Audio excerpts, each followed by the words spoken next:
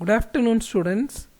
Today we are going to see the fifth lesson in geography, population, transport, communication and trade in India. So, in this lesson, we first talk about population. What is population? Population is the total number of people living in a country in a particular period of time. ஒரு particular period of time, that may be 1 year or something, ஒரு particular period of டைமில் ஒரு கண்ட்ரியில் எவ்வளோ பேர் இருக்கிறாங்க. Residing means staying in a country. ஒரு particular period of டைமில் ஒரு கண்ட்ரியில் எவ்வளோ பேர் இருக்கிறாங்க அப்படிங்கிறது தான் நம்ம என்னென்னு சொல்கிறோம், population. So India is the second most populous country in the world next to China. So வேர்ல்ட்லேயே first populous country China and the second populous country is India. India covers only 2.4% of the land area, but it is the home of 17.5% of the world's population. So, வேர்ல்டில் இருக்கிற total land ஏரியாவில் India கிட்ட 2.4% தான் இருக்குது. But வேர்ல்டில் இருக்கிற பாப்புலேஷனில் India கிட்ட 17.5% இருக்குது. It shows that the proportion of population is far higher than the proportion of its area. India கிட்ட ஏரியாவை விட பாப்புலேஷன் ரொம்ப அதிகமாக இருக்குது. thus a little more 1 out of every 6 persons in the world is from India. வேர்ல்டில் இருக்கிற total பாப்புலேஷனில் 6 பேரில் ஒருத்தங்க இந்தியனாக இருக்கிறாங்க. our population is almost equal to the combined population of USA, Indonesia, Brazil, Pakistan, Bangladesh and Japan. So இந்த 6 கண்ட்ரீஸோட total population India கிட்ட மட்டுமே இருக்குது. So India population is very high and that is equal to 1214.3 million. Then we have to know what is census. சென்சஸ்னால் எவ்வளோ people இருக்கிறாங்கன்னு கணக்கெடுக்கிறது தான் census. Population census is the total process of collecting, compiling, analysing or otherwise disseminating demographic. Demographic is nothing but மக்கள் தொகைன்னு சொல்கிறது தான். இங்கெங்கே யார் யார் இருக்கிறாங்கங்கிற இன்ஃபர்மேஷன் கலெக்ட் பண்ணி எல்லாத்தையும் ஆர்டர் வைஸ் அரேஞ்ச் பண்ணுறது தான் கம்பைலிங் அண்ட் அனலைசிங். எத்தனை வயசுலேருந்து எத்தனை வயசு வரைக்கும் எவ்வளோ பேர் இருக்கிறாங்க, நல்ல ரிச்சாக யார் இருக்கிறாங்க, ரொம்ப பாவர்ட்டி லைனுக்கு கீழே யார் இருக்கிறாங்க, அந்த மாதிரி அனலைஸ் எல்லாம் பண்ணி ஃபைனல் டேட்டா ப்ரொடியூஸ் பண்ணுறது தான் census. So, it happens in an interval of 10 years. 10 years once the census எடுப்பாங்க. If census is taken in the year 1991 means the next census will be taken during 2001. எதுக்காக census எடுக்கிறாங்க? What is the purpose means? The data collected through the census are used for administration, planning, policy making as well as management and evaluation of various programs by the government. ஒரு ஏரியாவில் எவ்வளோ பேர் இருக்கிறாங்க, எந்த வயசுலேருந்து எந்த வயசு வரைக்கும் எவ்வளோ பேர் இருக்கிறாங்க, ரிச்சாக இருக்காங்களா இல்லை புவராக இருக்காங்களாங்கிற டீட்டெயிலாம் தெரிஞ்சால் மட்டும்தான் how to administer the people, எப்படி அவங்களெல்லாம் பார்த்துக்க முடியும். What are the welfare measures need to be provided to them. பணக்காரங்களாக இருந்தால் no welfare measures needed. But நிறைய பேர் பாவர்ட்டி லைன் கீழே இருந்தாங்கன்னா some welfare measures should be provided. ரொம்ப ஏஜ்டு பீப்புளாக இருந்தாங்கன்னா அவங்களுக்கு என்னென்ன வெல்ஃபேர் தரலாம். So for the purpose of administration and providing welfare measures to the people, census are taken every 10 years. So let us go to the introduction of this lesson. The study on human population is one of the most important aspects in geography of any region. The human population has many components, but the most fundamental are its number, composition, distribution and density. Human population பற்றி படிக்க போகிறோம். அதில் 4 fundamental components இருக்குது. That is number, எவ்வளோ பேர் இருக்கிறாங்க தெரிஞ்சுக்கிறது. Composition, எவ்வளோ மேல் எவ்வளோ ஃபீமேல், அந்த மாதிரி டிஃப்ரெண்ட் குரூப்ஸ் பற்றி தெரிஞ்சுக்கிறது. டிஸ்ட்ரிபியூஷன், எல்லோரும் ஒரே இடத்துல இருக்காங்களா இல்லை பிரிஞ்சு இருக்கிறாங்களா, எந்தெந்த இடத்துல எவ்வளோ பேர் இருக்கிறாங்க அப்படிங்கிறதும். And also density. டென்சிட்டியை எப்படி சொல்லலாம்னா, இப்போ ஒரு கிளாஸ் ரூமில் நீங்கள் 30 மெம்பர்ஸ் இருந்தீங்கன்னா தட் இஸ் ஓகே. இப்போ ஒரே கிளாஸ் ரூமுக்குள்ளே 100 பீப்புள் இருந்தாங்கன்னா தட் இஸ் வெரி ஹெவி இல்லையா. ஸோ அதை தான் நம்ம 30 மெம்பர்ஸ் இருக்கிறத நார்மல் டென்சிட்டின்னு சொல்கிறோம், 100 பீப்புள் இருக்கிறத ஹை டென்சிட்டின்னு சொல்கிறோம். So that is density. Therefore, it is essential to study these components. The study on these aspects also would reveal the workforce of the country. So இதெல்லாம் தெரிஞ்சுக்கிட்டோம்னா தான் ஒரு கண்ட்ரியோட work force, what is work force, கண்ட்ரியில் ப்ரொடக்டிவாக வேலை செய்கிற அளவுக்கு எவ்வளோ பேர் இருக்கிறாங்க, கண்ட்ரி எப்படி ப்ரொடியூஸ் பண்ணுதுங்கிறத பற்றி தெரிஞ்சுக்க முடியும். Next we are moving to distribution and density of population. So the term population distribution refers to the way people are spaced over the earth's surface. எல்லாரும் எந்தெந்த இடத்துல எப்படி எப்படி இருக்கிறாங்க அப்படிங்கிறது தான் டிஸ்ட்ரிபியூஷன். ஒரே இடத்துல இருக்காங்களா, பிரிஞ்சு பிரிஞ்சு இருக்கிறாங்களா அப்படி. The distribution of population in India is quite uneven. அன்ஈவன்னா எல்லா இடத்துலையும் ஈக்குவலாக இல்லை, ஒரு சில இடத்துல அதிகமாக இருக்கிறாங்க, ஒரு சில இடத்துல கம்மியாக இருக்கிறாங்க. ஏன் ஒரு சில இடத்துல பாப்புலேஷன் அதிகமாக இருக்குது, ஒரு சில இடத்துல கம்மியாக இருக்குது? திங்க் பண்ணி பாருங்கள். சப்போஸ் இந்த ஏரியாவில் சப்போஸ் வி டேக் வெண்ணந்தூரில் நிறைய இண்டஸ்ட்ரீஸ் இருக்குது, நல்ல அக்ரிகல்ச்சர் நடக்குது அப்படின்னா இந்த ஏரியாவில் பாப்புலேஷன் எப்படி இருப்பாங்க? The population will be very high, because நிறைய ஒர்க் ஃபோர்ஸ்க்கு அங்கே ஒர்க் கிடைக்குது, so that they can earn more money. அந்த மாதிரி இருக்கிறதுல பாப்புலேஷன் அதிகமாக இருக்கும். Suppose think the desert areas and hilly regions, the transport will be very low and other communication facilities will also be very very low. அந்த மாதிரி ரீஜியன்ஸில் density of population எப்படி இருக்கும்? ரொம்ப ரொம்ப கம்மியாக இருக்கும். So the population of India is not evenly distributed, but it is unevenly distributed. Population is mostly கான்சன்ட்ரேட்டட்னா ரொம்ப அதிகமாக இருக்கிறது. Concentrated in the regions of industrial centres and good agricultural lands. எங்கெங்கெல்லாம் இண்டஸ்ட்ரீஸ் அதிகமாக இருக்குதோ, நல்ல அக்ரிகல்ச்சர் இருக்கிற இடத்துல பாப்புலேஷன் ரொம்ப அதிகமாக இருக்குது. On the other hand, areas such as high mountains, arid lands ரொம்ப வறண்ட பகுதி, thick forest areas and some remote corners ரொம்ப தொலை தூரமாக இருக்கிறது, ஈஸியாக ரீச் பண்ண முடியாத ஏரியாவில் தான் ரிமோட் ஏரியாஸ்னு சொல்கிறோம். அங்கேயெல்லாம் population is thinly populated. So industries நல்லா இருக்குது, குட் அக்ரிகல்ச்சரல் லேண்ட் இருக்குதுன்னா population is densely populated. But ஈஸியாக ரீச் ஆக முடியாத இடத்துலலாம் population thinly populated. Some areas are even uninhabited. இன்ஹேபிட்டட்னா மக்கள் குடியிருக்கிறது, அன்இன்ஹேபிட்டட்னா குடியே இல்லாமல் இருக்கிறது. Even though there are so much of islands in Lakshadweep, only few islands are inhabited. நிறைய இடத்துல அன்இன்ஹேபிட்டட், மக்கள் குடியிருக்காமல் தான் இருக்கிறாங்க. டெரைன்னா land surface, climate, soil, water bodies, mineral resources, industries, transport and urbanization are the major factors which affect the distribution of population in our country. ஏன் மக்கள் ஒரு சில இடத்துல அதிகமாக இருக்கிறாங்க, ஒரு சில இடத்துல கம்மியாக இருக்கிறாங்கன்னா, these factors determine the density of population. See, in India, the first census was carried out in the year 1872. The first census in India was taken in the year 1872, but the first complete and synchronous census was conducted in 1881. Synchronous means taken at the same time. country ஃபுல்லாக ஒரே டைமில் எடுத்தது எப்போ அப்படின்னு பார்த்தோம்னா 1881 தான். And 2011 census represents the 15th census of India. So first census for 1872 எடுத்திருக்காங்க, and then 1881 எடுத்திருக்காங்க. Already I said census was taken once in 10 years. அதுக்கப்புறமேட்டு 1891 அண்ட் தென் 1901, அந்த மாதிரி 1991, 2001, 2011 வரைக்கும் எடுத்திருக்காங்க. 2011 எடுத்த சென்சஸ் தான் 15th census of India. Next census எப்போ எடுப்பாங்க? 2021. It was taken once in 10 years. Uttar Pradesh is the most populous state in the country with a population of 199.5 million, followed by Maharashtra, Bihar, West Bengal and the combined Andhra Pradesh. So வேர்ல்டில் இந்தியாவோட population second லார்ஜஸ்ட்டாக இருக்குது. இந்தியாவுக்குள்ளே இருக்கிற ஸ்டேட்ஸில் பார்த்தோம்னா Uttar Pradesh population is the highest population.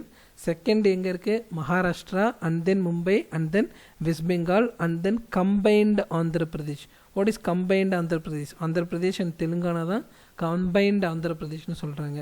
These 5 states account for about half of the country's population. Total இந்தியாவோட பாப்புலேஷன்லேயே பாதி இந்த 5 ஸ்டேட்ஸில் மட்டுமே இருக்காங்க. More than 1/4 of the population live only in the 2 states of Uttar Pradesh and Maharashtra. ரொம்ப அதிக பாப்புலேஷன், கண்ட்ரியோட ஒரு குவார்ட்டர் பாப்புலேஷன் எங்கே தான் இருக்காங்க அப்படின்னு பார்த்தோம்னா உத்தரப்பிரதேஷ் அண்ட் மகாராஷ்டிராவில். Sikkim is the most least populous state of India. லீஸ்ட்னு ரொம்ப கம்மி, ரொம்ப அதிக பாப்புலேஷன் எங்கே இருக்குது உத்தரப்பிரதேஷில். லீஸ்ட் கம்மியான பாப்புலேஷன் எங்கே இருக்குது சிக்கிமில் இருக்குது. Delhi with 16.75 million population tops among the union territories. So our India is divided into states and union territories. States la highly populated Uttar Pradesh and union territories la highly populated Delhi.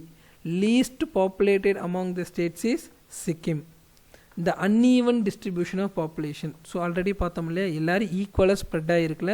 ஒரு சில இடத்துல population அதிகமாக இருக்குது, ஒரு சில இடத்துல population கம்மியாக இருக்குது. The uneven distribution of population in the country is the result of several factors such as physical, socio-economic, historical ones. ஏன் பாப்புலேஷன் அன்ஈவனாக டிஸ்ட்ரிபியூட்டட் ஆயிருக்கு அப்படிங்கிறத 3 பிரிக்கிறாங்க. First one is physical factors, second one is socio economic factors and the third one is historical factors. Physical factors include relief, that is landform, climate, water, natural vegetation. Natural vegetation meaning, so the plants that grow without the help of human beings are called as natural vegetation. Hear it properly. The vegetation, that is the plants that grows without the help of human beings are called as natural vegetation. And then minerals and energy resources are the physical factors. Socio-economic factors consist of religion, culture, political issues, economy, human settlements, transport network, industrialization, urbanization. Industrialization நிறைய industries இருக்கிறது. Urbanization அப்படின்னா என்னது? What is urbanization? Have you heard of the word urbanization?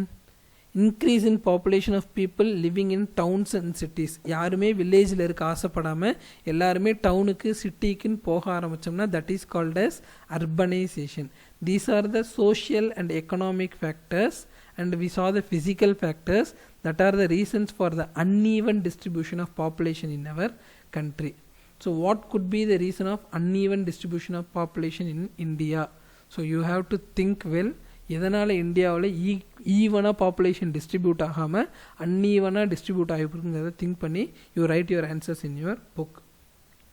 Next one is density of population. So ஒரு particular amount of ஏரியாவில் எவ்வளோ people இருக்கிறாங்க அப்படிங்கிறத நம்ம என்னென்னு சொல்கிறோம், டென்சிட்டி அப்படின்னு ஆல்ரெடி சொல்லியிருக்கேன். Population density is a better measure of understanding the variation in distribution of population. It is expressed as number of people living per square unit area. Understand it clearly. It is expressed as number of persons per unit area, usually per square kilometer. ஒரு square கிலோமீட்டரில் எவ்வளோ பேர் இருக்கிறாங்க அப்படின்னா தான் அதை வந்து நம்ம என்னென்னு சொல்கிறோம், டென்சிட்டி அப்படின்னு சொல்கிறோம். 1 ஸ்கொயர் கிலோமீட்டர் இஸ் 247 ஏக்கர்ஸ். ஒரு ஸ்கொயர் கிலோமீட்டரை எவ்வளோ இடம்னு சொல்கிறோம், 247 ஏக்கர்ஸ். அந்த 1 ஸ்கொயர் கிலோமீட்டரில் எவ்வளோ பேர் இருக்கிறாங்க அப்படிங்கிறது தான் நம்ம என்னென்னு சொல்கிறோம், density of population. It is the number of persons living in a square kilometre. According to 2011, the average density is 382 persons per square kilometer. India ஃபுல்லாக எடுத்த சென்சஸில் ஆவரேஜாக ஒரு ஸ்கொயர் கிலோமீட்டரில் எவ்வளோ பர்சன்ஸ் இருக்கிறாங்க, 382. ஸோ ஒரு ஸ்கொயர் கிலோமீட்டருக்கு 382 இருந்தாங்கன்னா தட் இஸ் மீடியம் டென்சிட்டி. 382 விட அதிகமாக இருந்தாங்கன்னா தட் இஸ் ஹை டென்சிட்டி. 382 விட கம்மியாக இருந்தாங்கன்னா that is low density of population. India is one of the most thickly populated 10 countries in the world. Already நம்ம பார்த்துருக்கோம், இந்தியாவில் இருக்கிற லேண்ட் ஏரியா ரொம்ப ரொம்ப கம்மி, பட் பாப்புலேஷன் ரொம்ப ரொம்ப அதிகம். அதனால் இந்தியாவோட பாப்புலேஷன் எப்படி இருக்கும், thick density, densely populated country. So வேர்ல்டில் இருக்கிற 10 திக்லி பாப்புலேட்டட் கண்ட்ரீஸில் India is one. The most densely populated state in India is Bihar. So வேர்ல்டில் India is one of the thickly populated densely populated country. இந்தியாவில் இருக்கிற ஸ்டேட்ஸில் densely populated எது அப்படின்னு பார்த்தோம்னா Bihar, and least density is Arunachal Pradesh. Among the union territories, Delhi is the densely populated and Andaman and Nicobar have the low density. So முதல்ல number of people பாப்புலேஷனை பற்றி பார்த்தோம். Highest population எங்கே இருக்குது? உத்தரப்பிரதேஷில். லோவஸ்ட் பாப்புலேஷன் எங்கே இருக்குது? சிக்கிமில் இருக்குது. யூனியன் டெரிட்டரிஸில் ஹையஸ்ட் பாப்புலேஷன் டெல்லியில் இருக்குதுன்னு பார்த்தோம். Now we are talking about the density of population. High density of population இந்தியாவில் எங்கே இருக்குதுன்னு பார்த்தோம்னா பீகாரில் இருக்குது. Low density of population Arunachal பிரதேஷில் இருக்குது. And in union territories, among the union territories high density டெல்லியில் and low density Andaman and Nicobar ஐலாண்ட்ஸில். What are the reasons for rapid growth of population in India? ரேப்பிட்னா வெரி ஃபாஸ்ட். ஏன் இந்தியாவில் very fast population increase ஆகிட்டே வருது? So think and write your answers. So there are so much of modern medical equipments invented by our scientists. So அதனால் death rate ரொம்ப ரொம்ப கம்மியாயிடுச்சு. That may be the reason for the increase in population. See, this tabular column explains the population density. நான் already சொன்னேன் இந்தியாவோட average population வந்து average population density ஒரு square கிலோமீட்டருக்கு 382 persons இருக்கிறாங்க அப்படின்னு. ஸோ சி ஹியர் 300 to 500 இருந்துச்சுன்னா அதை மாடரேட் டென்சிட்டின்னு சொல்கிறோம்.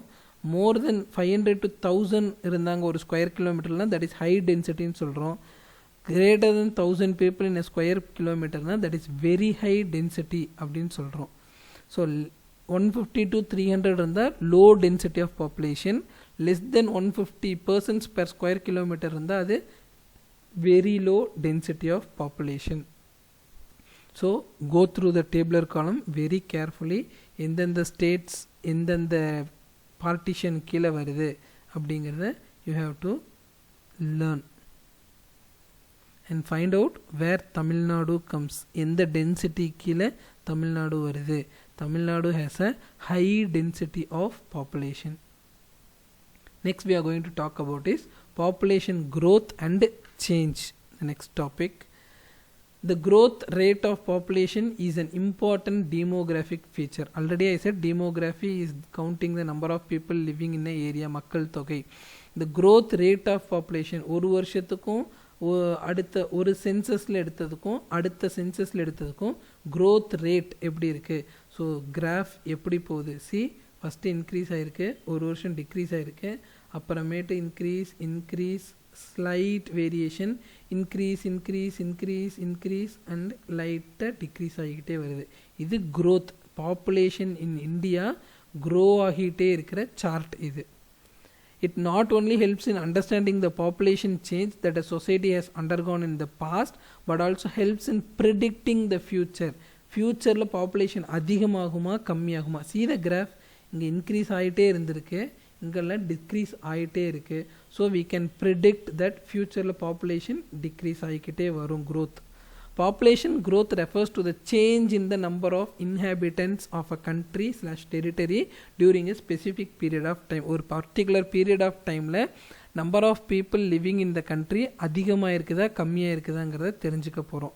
The growth of population is expressed in percentage and is described as the growth rate of population.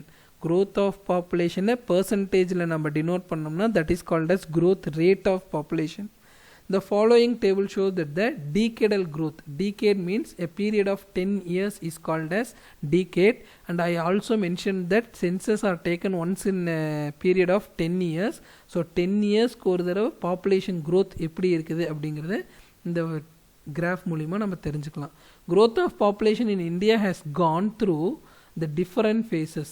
So ஒரு சில டைம் இன்க்ரீஸ் ஆகிருக்குது, ஒரு சில டைம் டிக்ரீஸ் ஆகிருக்கு. Population of the country in 1901 was 238 million and it grew to 1210 million over a period of little more than a century. 100 yearsக்குள்ள ஒரு கண்ட்ரியோட population 238லேருந்து 1210 மில்லியனாக change ஆகிருக்கு. அதை தான் இந்த கிராஃபில் கிளியராக கொடுத்துருக்காங்க. ஸோ அதை டிஃப்ரெண்ட் பீரியடாக பிரிச்சிருக்காங்க. 1901 1921 வரைக்கும் it is a period of stagnant population. ஸ்டாக்னன்ட்னா என்னது? ஒரே இடத்துல தேங்கி இருக்கிறது தான் ஸ்டாக்னன்ட்னு சொல்கிறோம். During the first phase of 20 years, the population of India grew by 15 million. The year 1921 registered a negative growth. Negative growth na growth கம்மியாக இருக்குது, which happened only once throughout the demographic history of India.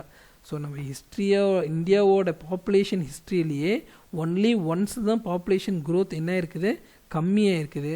And அந்த கம்மியானது தான் என்னன்னு சொல்கிறோம், great demographic divide அப்படின்னு சொல்கிறோம். Then steady growth, கண்டினியூஸாக increase ஆகிட்டே இருக்கிறது தான் steady growth.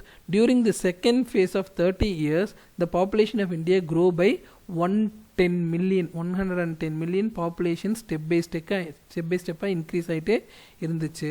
And the period of steady growth from 1951 to 81. During the third phase the population of India grew from 361 million to 361 million in 1951. 1951 population எவ்வளோ இருந்துச்சு, 361 million. 1981 population என்ன ஆயிடுச்சு, 683 million ஆயிடுச்சு. So this is a steady growth, கான்ஸ்டண்ட்டாக growth increase ஆகிட்டே இருந்திருக்கு. Growth rate in this period is almost doubled when compare to the previous phase of growth rate. So இங்கே growth rate எவ்வளோ இருந்திருக்கு, 110 million தான் இருந்திருக்கு.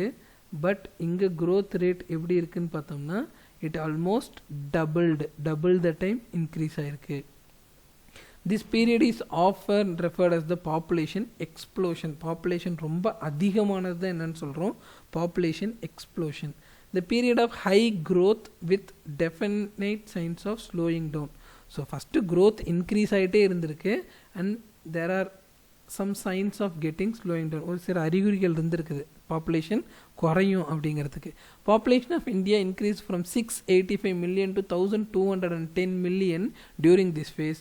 த growth rate of population decreased from one census to the another. ஒரு சென்சஸில் population இருந்ததை விட அடுத்த சென்சஸில் என்ன இருக்குது, டிக்ரீஸ் ஆகிருக்கு.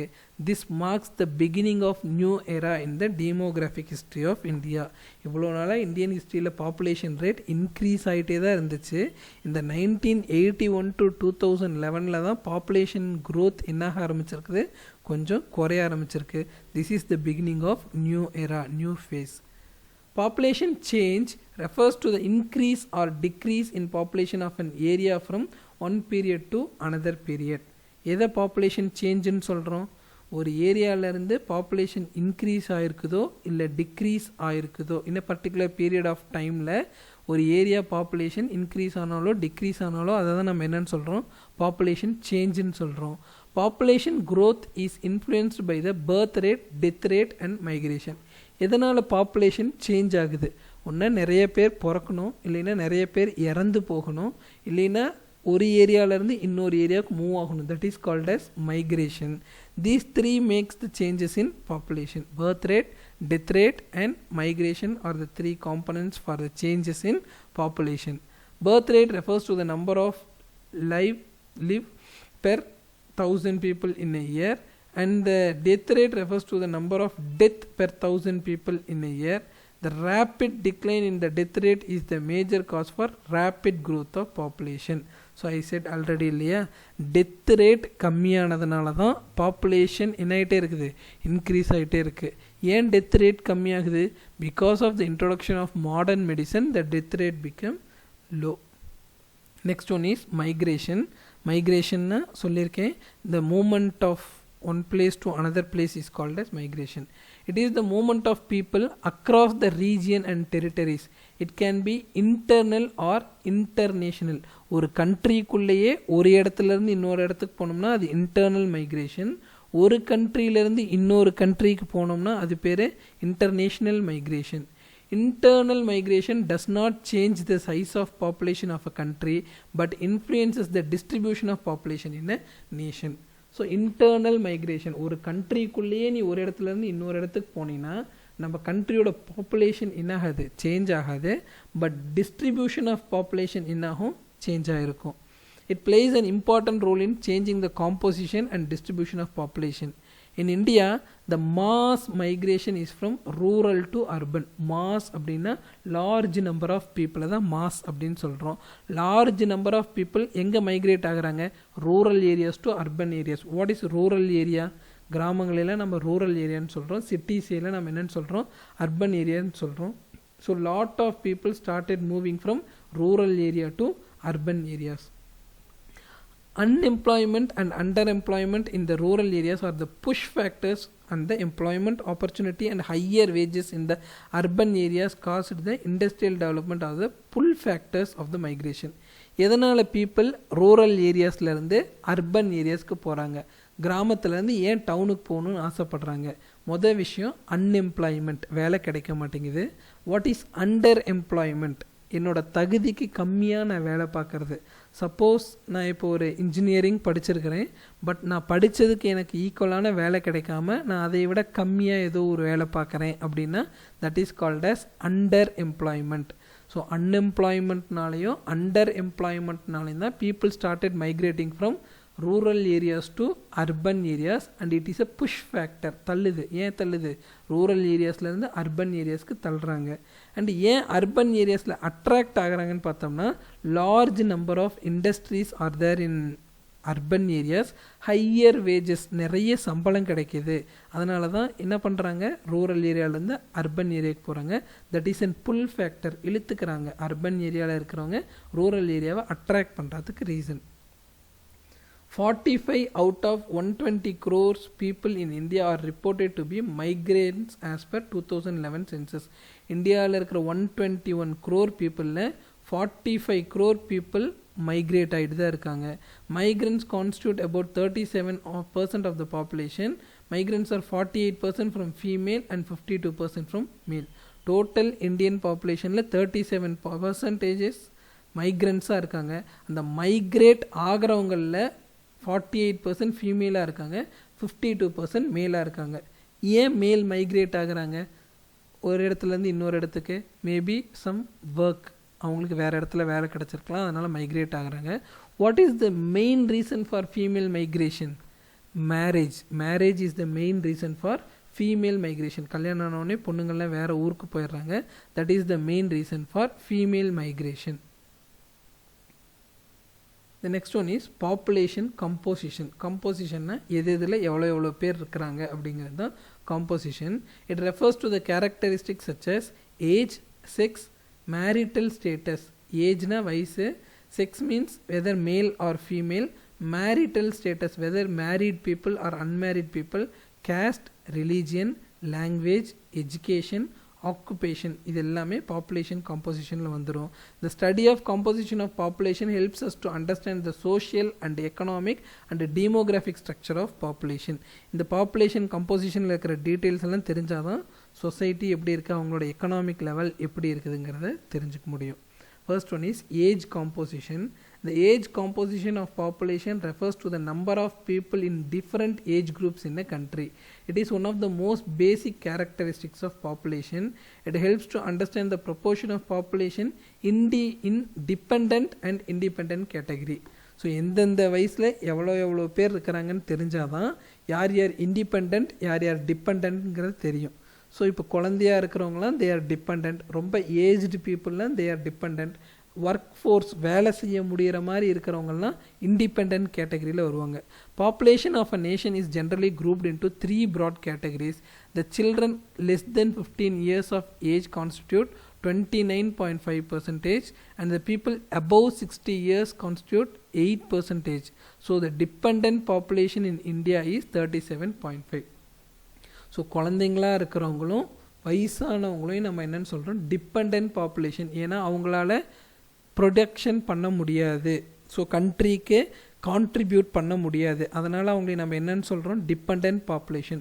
ஸோ சைல்டுனா 15 இயர்ஸ்க்கு கம்மியாக இருக்கிறவங்க, ஏஜ்டு பீப்புள்னா 60 இயர்ஸ்க்கு அதிகமாக இருக்கிறவங்க. ஸோ இவங்களெல்லாம் நம்ம டிபெண்ட் பாப்புலேஷன் சொல்கிறோம். இவங்க 37.5% இருக்கிறாங்க. And the independent population, that is 16 இயர்ஸ்லேருந்து 59 இயர்ஸ்க்குள்ளே இருக்கிறவங்கள நம்ம என்னென்னு சொல்கிறோம், இண்டிபெண்ட் பாப்புலேஷன். ஏன் இண்டிபெண்ட்? அவங்களால வேலை செஞ்சு சம்பாதிக்க முடியும்.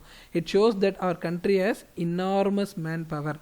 ஸோ நம்மளோட டிபெண்ட் பாப்புலேஷனை விட இண்டிபெண்ட் பாப்புலேஷன் ரொம்ப அதிகமாக இருக்கிறதுனால நம்ம கண்ட்ரிக்கிட்ட நிறைய மேன் பவர் இருக்குது அப்படின்னு சொல்லலாம்.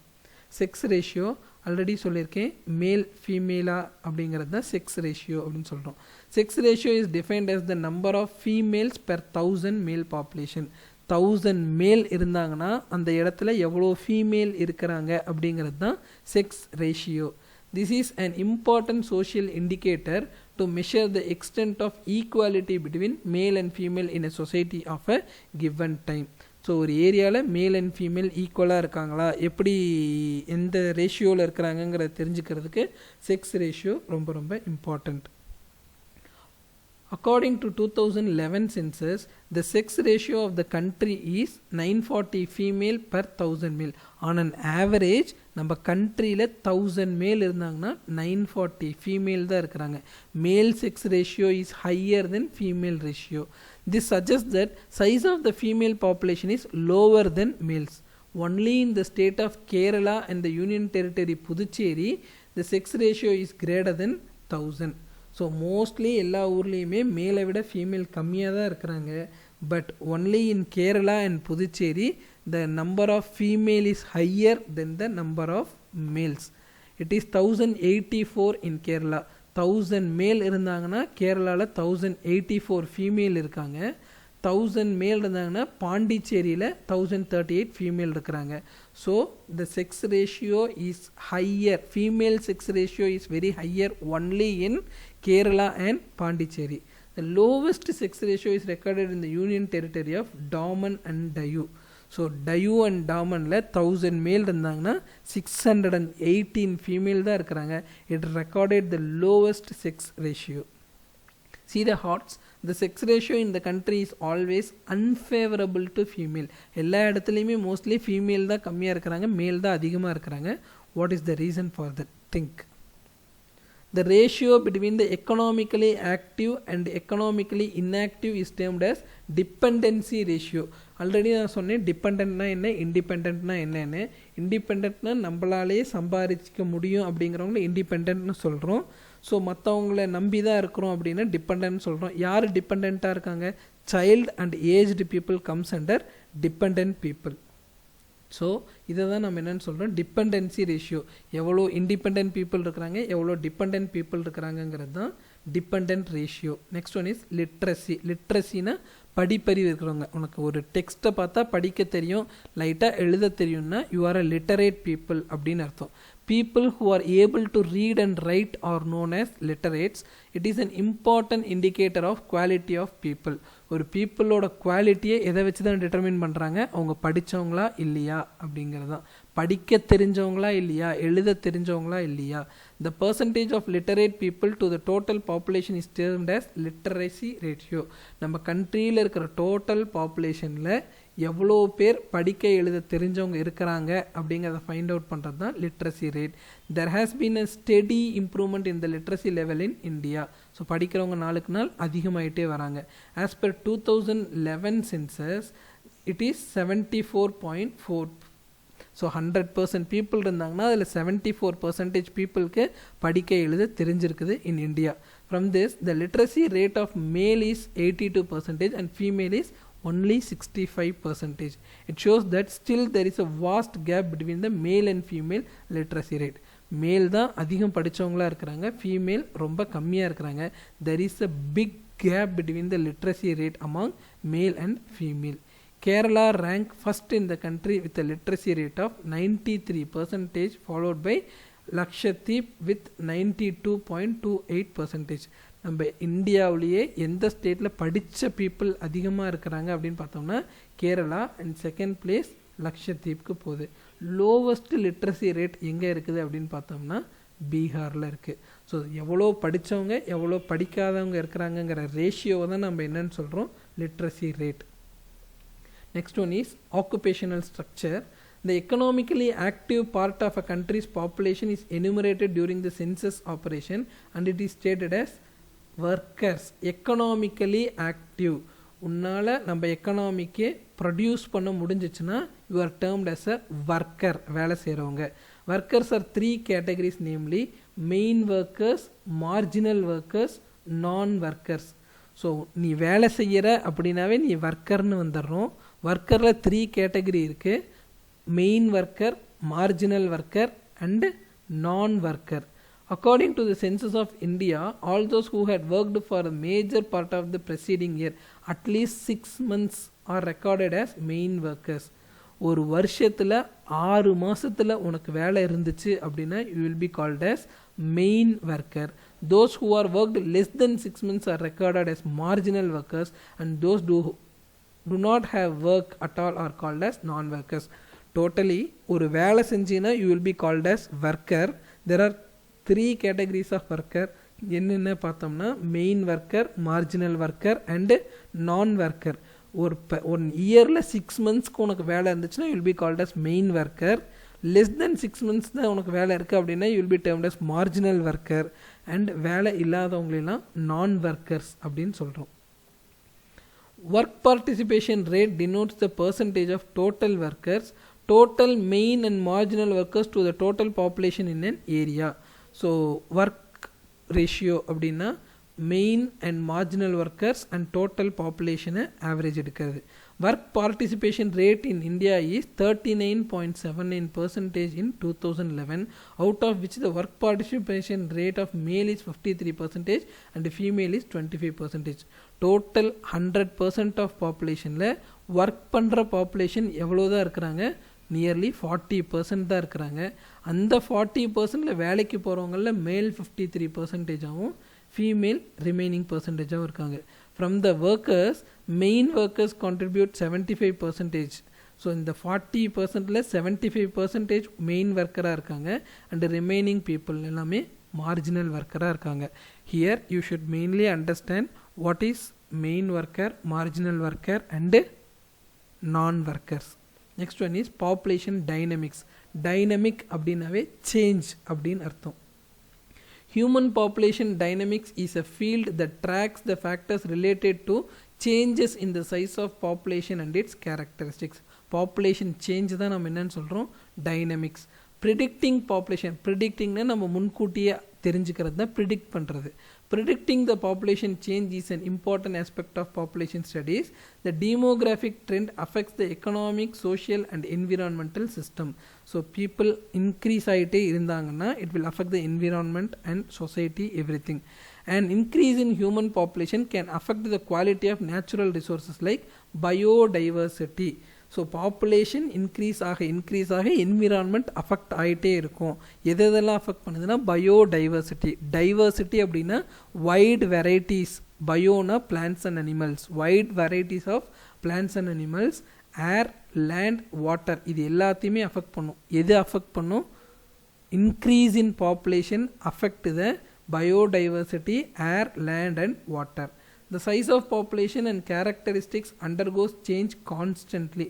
கான்ஸ்டண்ட்டாகவே இது சேஞ்ச் ஆகிட்டு தான் இருக்குது. These changes are reflected clearly in every other aspects of the country.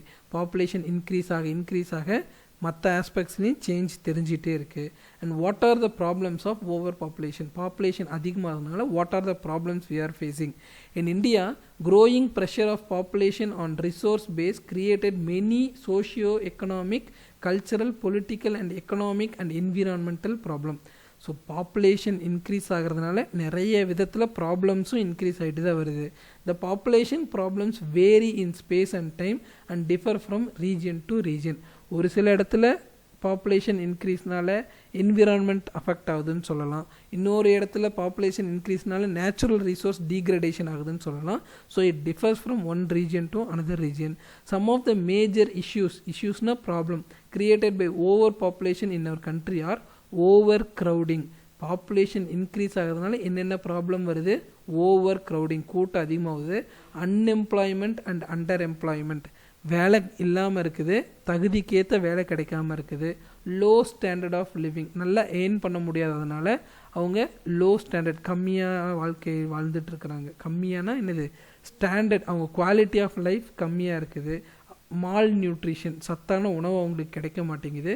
Mismanagement of natural and agricultural resources, நிறைய நேச்சுரல் ரிசோர்ஸஸை நம்ம டீக்ரேட் அழிச்சிக்கிட்டே வரோம். அண்ட் அன்ஹெல்தி என்விரான்மெண்ட், ஸோ நம்ம என்விரான்மெண்ட்டை நம்ம ஹெல்த்தியாக வச்சுக்கிறது இல்லை, நீட்டாக வச்சுக்கிறது இல்லை. These are the problems caused by over population. That's it for today. We'll see the remaining portions in the next class. Thank you, students.